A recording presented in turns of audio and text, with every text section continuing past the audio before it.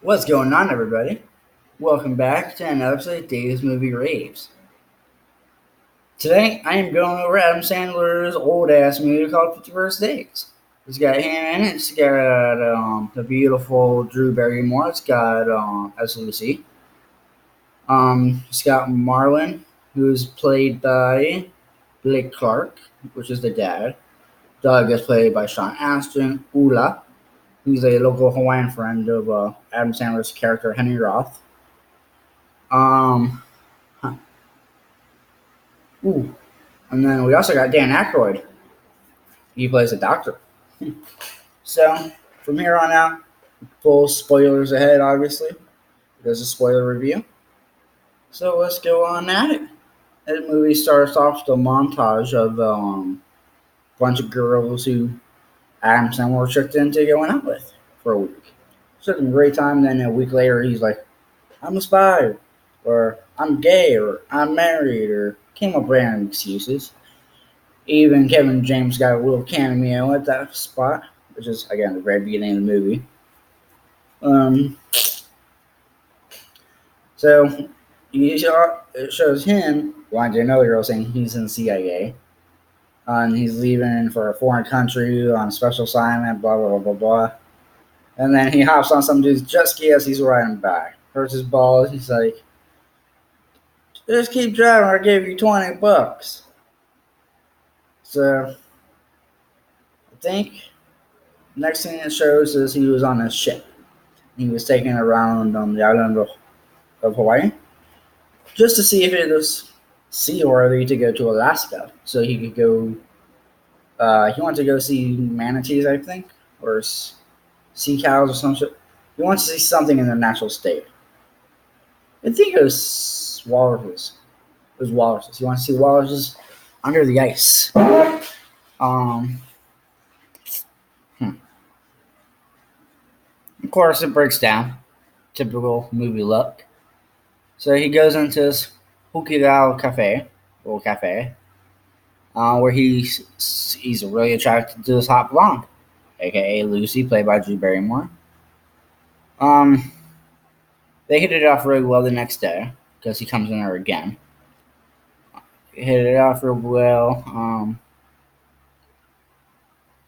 However, he's playing. Then Henry Rock goes and plays golf with his buddies Ula and the kids and somebody else. I don't know who the hell that other person was. Just some random Hawaiian guy they showed. And he knocked himself out with the golf ball because it bounced off the golf cart and came back and hit him in the head, knocked him out. And he was fantasizing about Lucy meeting him the next day. He says he's never going back to that cafe ever again. Sure enough, very next day, he's back at the cafe. He tries the same strategy that he did the other. No, he said, "My hands are actually fishy," because they were talking about how she loves fish because her dad goes fishing, and yeah, it just reminds him of her dad or whatever. Again, played by Blake Clark, who we get to meet in a funny way later on. Yeah. So after the good date, I'm sorry. No, after it was a bad one. After he came and says, "My hands smell like fish. I just pet my walrus all day, thinking about you." And she's like, "Okay, perfect. You need to go." So the waitress, Sue, she's like, I think the owner of the place as well, just a waitress. She explains to Henry, like, "Yeah, I know. She's got brain damage. She can't remember anything within the last like 24 hours or whatever. Like she can only remember the day before the accident. It was her dad's birthday, so he went to pineapple picking like they do every year. While he was looking over at her, a cow ran into the road. He swerved to avoid the cow and ended up crashing into a tree, wrecking her short-term memory. Now, every day, she wakes up thinking it's her father's birthday. And her father goes through this whole great um, scheme, I guess you could say, a charade or whatever, to make her believe that nothing is wrong, that everything is the same date every day. And I think it's been going on for years or a year. About a year ago, I believe. Yeah, a year ago. So pretty much that's it. Each and every day, Henry tries to make her fall in love with her. Him. Or because he likes her. He can't get her out of his mind. He tries to go on another date with a different chick, and all he sees is her. Um, Trust me, Drew Barrymore is so hot. Like I get where you're coming from, buddy. So the dad threatens him. He's like, "Yeah, don't come near my daughter again. Stay away from the Hukiao Cafe where you guys met, where you meet every day." So he comes up with a sneaky little way to avoid going to the cafe, but still getting to meet her every day. Uh, After a whole bunch of tricks that he performs, one of them he was pretending to be gagged up and shit, and here comes the daddy and Doug, played by Sean Astin, and he's like, ready for this? Threatening to beat him up. Because first time he tried, he failed miserably. Adam Sandler put him on his ass, and it was funny. But I'm trying to think. Hmm.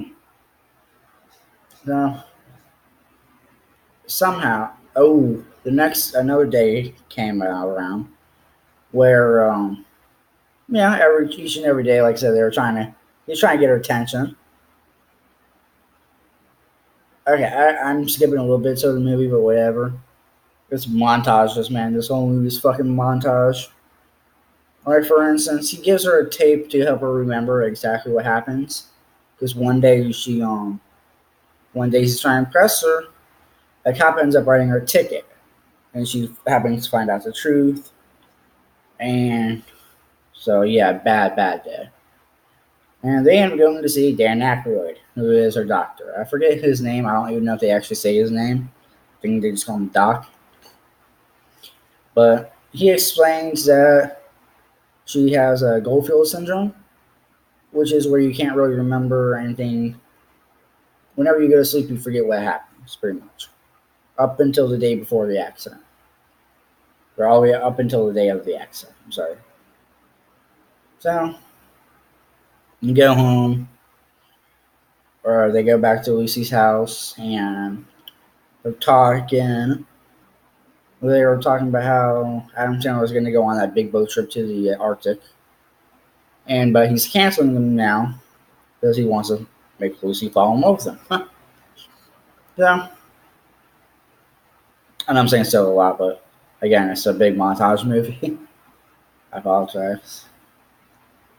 Next day, Henry comes over with a videotape. Just to show her. Well, probably not the very next day, but a couple days later or whatever. They come by. He comes by as a secret admirer, and he gives her the tape that he made for her, showing her exactly what happened because he stole the case files from the car. Um, Pretty much that's the entire movie. Every day she wakes up, watches the tape. They go on dates, and another montage of them going on dates, having one first kiss about 50 times. So that's called 50 first dates. It was more like 25 or 27 times, I think they put it, or whatever. But or 12th time or something. I don't remember exactly how many times they went on a date, but it was a lot. They went out for like a month or two, maybe, throughout the whole movie, until he was out with her one night. He stayed the night. Bad mistake.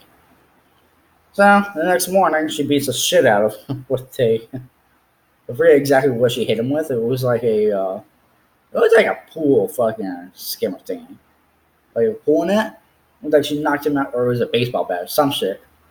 But she knocked him out with something.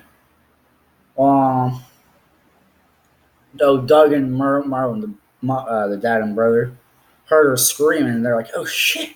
Because they went fishing, and said it's funny as hell. So Dan Aykroyd comes over again, and he was like, So, what do you do in your off time when you're not making Lucy fall in love with you? And then he tells him about the boat trip, which he cancels now because of Lucy. However, Lucy was standing at the door listening to everything, so pretty much she breaks up with him. She doesn't want to be a burden to anybody anymore. So I'm saying I was like, fuck it, I'm getting off this island. Deuces. Like a couple months, about a month or two later again more montaging. Before they broke up, though, Lucy decided to remove everything from this journal that she was writing for herself. She didn't like watching the tape because it felt like it was coming from somebody else, so she preferred to read the diary herself. And yeah, so she completely erased him from her memories, which that she did. So she ends up living at the institute in the end, and well, towards the end of the movie, with like 10 minutes of the movie left, and he's leaving for his boat trip to Antarctica, and Marlon gives him a CD of the Beach Boys, which has the same song that Lucy would sing on days that she would meet him. And when she's at the clinic or whatever she was in, she was starting to sing again, meaning he thought she was remembering him. So he's like, oh shit, she remembers me. So he goes back to the island, goes back to the institution where she's at, teaching art class. Because she was an art teacher before her accident. And pretty much, she doesn't know who he is, but she dreams about him almost every night. And she paints him, like literally, she takes you back to her studio or whatever, or art room or whatever. And there's like a whole bunch of pictures of him, including one where with him as an egg with a cracked egg head, which was hilarious, or a cracked egg with the Hawaiian shirt on. She's like, I don't know who you are, but I dream about you almost every night. She's like, why would I do that? He's like, well, maybe that journal you read every night, maybe that might have a lot of stuff about me in it. So, I don't know. She ends up marrying him. She still watches the video. They live in the Antarctica now on the ship. They have a kid. Marlon visited her and them or whatever. That was pretty much the end of the movie. All in all, though, it was a great movie. There was one thing I forgot to mention though when he was having Ula beat the crap out of him, and she stops and literally beats the shit out of Ula with the baseball bat. It was freaking hilarious. Another part that of the montage that they're doing. One of the ways he got to meet her was he was pretending he had a bad battery or whatever. He needed to jump. So, they took up the cables. He pretended he got electrocuted. Then she pretended that her grandfather died trying to jumpstart a car. And then she's like, I can't believe he fell for that. It was a cute movie. Those are two of my favorite scenes right there that I just mentioned. But all in all, guys, like I said, go ahead and give this movie a rewatch. It's definitely worth it, especially if you drink a little beer. Or, just even watching it sober is still a great movie.